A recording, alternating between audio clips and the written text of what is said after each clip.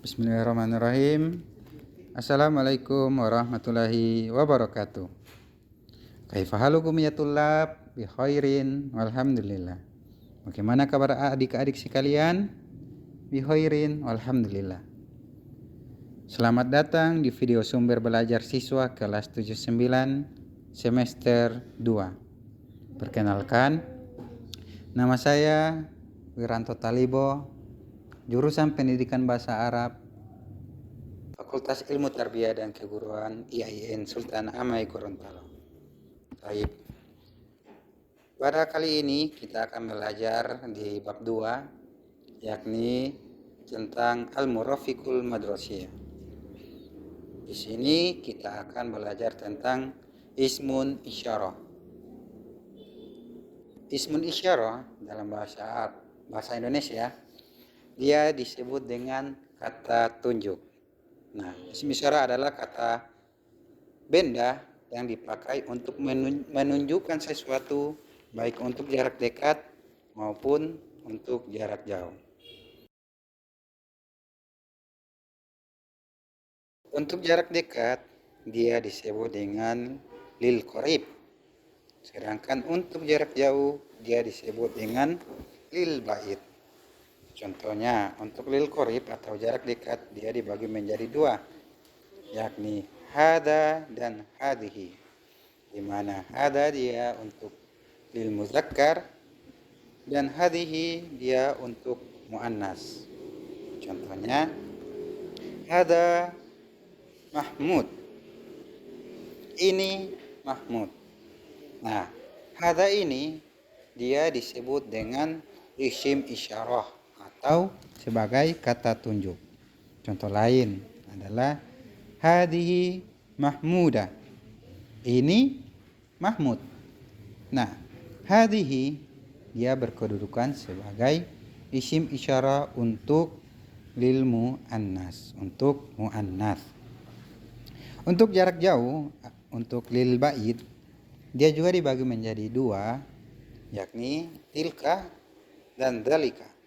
Dzalika untuk mudzakkar dan tilka untuk muannas. Contohnya, dzalika kitabun, itu buku.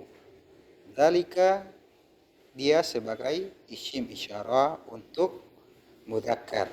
Contoh lain, tilka mistaratun. Tilka mistaratun, itu penggaris. Nah, tilka dia sebagai isim isyarah untuk muannas. Atau untuk contoh lain adalah hada faslun. Nah, ini kelas. Kata faslun yang dijatuhkan setelah hada itu dia tidak diawali dengan alif lam, sehingga diposisikan sebagai predikat dari hada hadihi atau disebut dengan mubtada atau subjek. Selanjutnya yang kedua, kita akan belajar tentang na'at dan man'ut. Na'at adalah kata yang memberikan sifat atau karakteristik tertentu pada kata yang ada di depannya. Sedangkan man'ut adalah kata yang disifati. Nah, jadi na'at itu sifat atau karakter, sedangkan man'ut adalah benda yang diberi sifat atau yang diberi sifat atau yang disifati. Contohnya adalah Ibrahim tilmizun nasitun. Contoh lain adalah Fatimatu tilmizatun nasitun.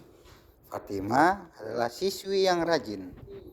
Nah, Fatimah ini dia berkedudukan sebagai mubtada. Dan tilmizun dia sebagai man'ut, siswi. Sedangkan na'at itu dia nasitotun atau rajin. Selanjutnya kita akan membahas tentang mubtada isyarah dan khabar na'at zarfun makan. mubtada adalah kata benda yang berada di awal kalimat yang berkedudukan sebagai subjek. Sedangkan khobar adalah kata yang berada setelah mubtada. Sedangkan khobar adalah kata yang berada setelah mubtada yang berkedudukannya sebagai predikat. Selanjutnya kita masuk pada mubtada isyarah dan khobar dari na'at. Contoh kalimatnya adalah hada hammamun nasifun.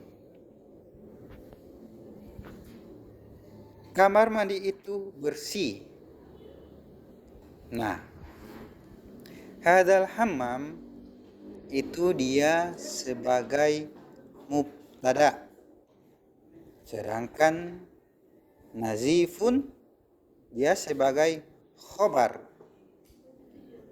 atau predikat dengan bentuk kata sifat yakni bersih. Atau contoh lain adalah hadhi sahatun wasi'atun. Halaman itu luas. Nah, halaman ini hadhi sahatun itu sebagai mubtada. Sedangkan luas wasi'ah itu sebagai predikat bentuk kata sifat. Baik.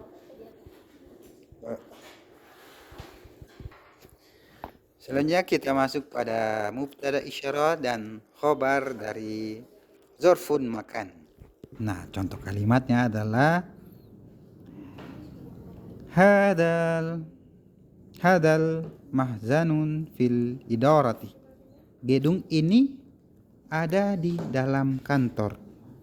Nah, hadal mahzanu ini dia sebagai mubtada atau subjek atau yang berada di awal jumlah atau berada di awal kalimat.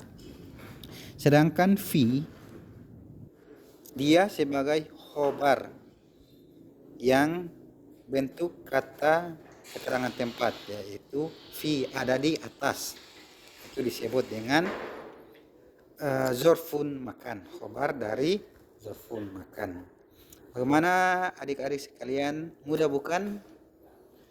Demikian pembelajaran kita pada saat ini. Wabillahi taufiq wal hidayah. Wassalamualaikum warahmatullahi wabarakatuh.